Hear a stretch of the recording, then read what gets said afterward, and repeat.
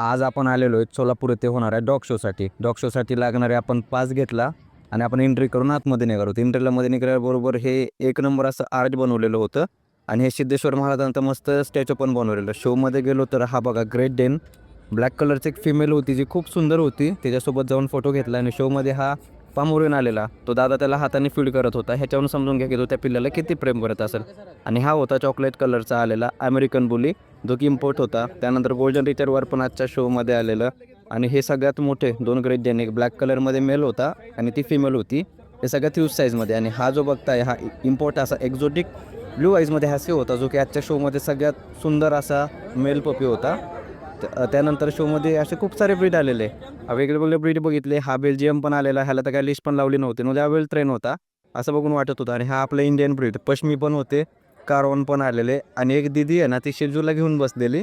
तिने बघा मस्त सिद्धूचा टू घातलेला. आणि आजच्या व्हिडिओ तुम्हाला कसा वाटला हे नक्की कळवा.